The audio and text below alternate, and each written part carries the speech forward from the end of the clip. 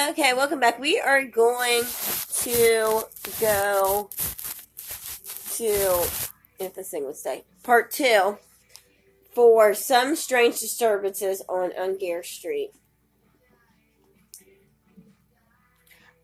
I became somehow conscious of a sort of horrid but undefined preparation going forward in some unknown quarter and by some unknown agency for my torment, and after an interval which always seemed to me of the same length, a picture suddenly flew up to the window where it remained fixed, as if by an electric attraction, and my discipline of horror then commenced to last perhaps for hours. The picture thus mysteriously glued to the window panes was the portrait of an old man in a crimson flowered silk dressing gown, the folds of which I could now describe with a countenance embodying a strange mixture of intellect, sensuality, and power, but withal sinister and full of malignant omen.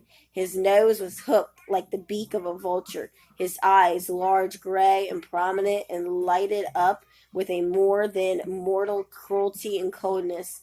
These features were surmounted by a crimson velvet cap, and the hair that peeped from under, which was white with age, while the eyebrows retained their original darkness. Well, I remember every line, hue, and shadow of that stony countenance, and well I may. The gaze of his hellish visage was fixed upon me, and mine returned it with the inexplicable fascination of nightmare for what appeared to me to be hours of agony. At last the cock he crew away, then flew. The fiend who had enslaved me through the awful watches of the night, and harassed and nervous I rose to the duties of the day.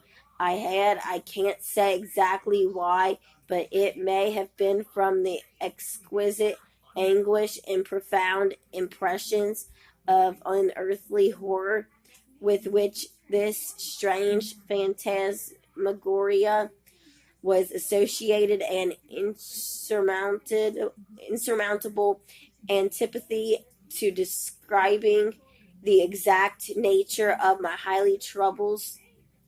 nightly troubles to my friend and comrade. Generally, however, I told him that I was haunted by abominable dreams, and true to the imputed materialism of medicine, we put our heads together to dispel my horrors, not by exorcism, but by a tonic. I will be this tonic justice, and frankly admit that the accused that the accursed portrait began to intermit its visits under its influence. What of that was the singular apparition, as full of character as of terror. However, the creature of my fancy, or the invention of my poor stomach, was it in short subjectable, to borrow the technical slang of the day, and not the palpable aggression and intrusion of an external agent. That good friend, as we will both admit, by no means follows the evil spirit who enthralled my senses in the shape of that portrait. May have been just as near me, just as energetic, just as malignant, though I saw him not, what means the whole moral code of revealed religion regarding the due keeping of our own bodies, soberness, temperance, etc. Here is an obvious connection between the material and the invisible, the healthy tone of the system, and its unimpairable energy. For aught we can tell, guard us against influences which would otherwise render life itself terrific. The mesmerist and the electrobiologist will fail upon an average with 9 patients out of 10. So may the evil spirit special conditions of the corporeal system are indispensable to the production of certain spiritual phenomena. The operation succeeds sometimes fails. That is all. I found afterwards that my would-be skeptical companion had his troubles too, but of these I knew nothing yet.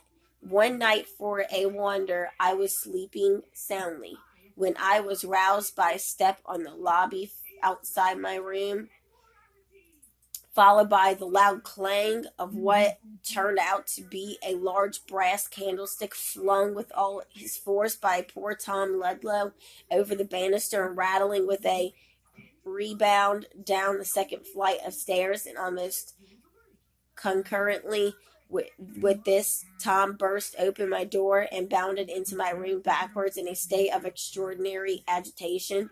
I had jumped out of bed and clutched him by the arm before I had any distinct idea of my own whereabouts. There we were, in our shirts, standing before the open door, staring through the great old banister opposite at the lobby window, through which the sickly light of a clouded moon was gleaming. "What's the matter, Tom? What's the matter with you? What the devil's the matter with you, Tom?" I demanded, shaking him with nervous impatience. He took a long breath before he answered me, and then it was not very coherently. "It's nothing at all." Did I speak? What did I say? Where's the candle, Richard?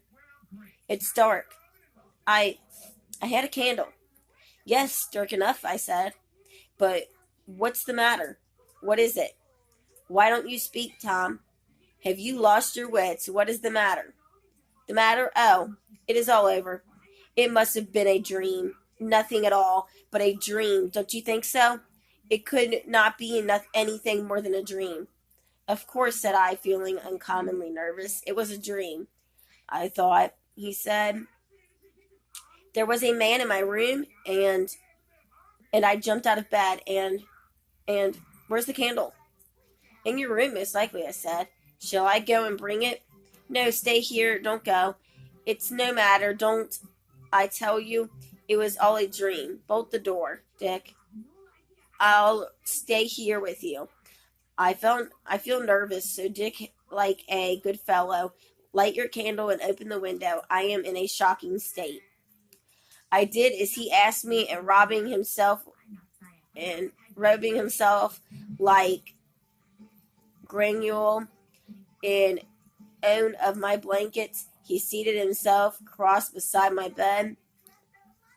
Everybody knows how contagious is fear of all sorts, but more especially that particular kind of fear under which poor Tom was at that moment laboring. I would not have heard, nor I believe would he have recapitulated just at that moment for half the world and details of the hideous visions which had so amazed him. Oh, I got a cold and it sucks. "Don't mind telling me anything about your nonsensical dream," Tom said I, affecting contempt. "Really, in a panic, let us talk about something else. But it is quite plain that his dirty old house disagrees with us both, and hang me if I stay here any longer, to be pestered with indigestion and bad nights. So we may as well look out for lodging.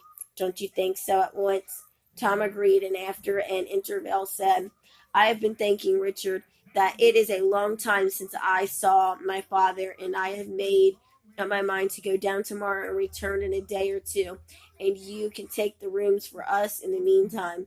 I fancied that this resolution, obviously the result of the vision which had so profoundly scared him, would probably vanish next morning with the damps and shadows of night. But I was mistaken. Off went Tom at peep of day to the country, having agreed that so soon as I had secured suitable lodging, I was to recall him by letter with his visit to my Uncle Ludlow. Now, anxious as I was to change my quarters, it so happened, owing to a series of petty procrastination and accidents, that nearly a week elapsed before my bargain was made and my letter of recall on the wing to Tom. And in the meantime, a trifling adventure of two had occurred to our humble servant, which, absurd as they now appear, diminished by distance, by certainly at times serve, so whet my appetite for changing considerably. A night or two after the departure of my comrade, I was sitting by my bedroom fire, the door locked, and the ingredients of a tumbler of hot whiskey punch upon the crazy spider table, for as the best mode of keeping the black spirits in white, blue spirits in gray, with which I was environed at bay. I had adopted the patience recommended by the wisdom of my ancestors and kept my spirits up by pouring spirits down. We're going to stop there and we will be back with part 3.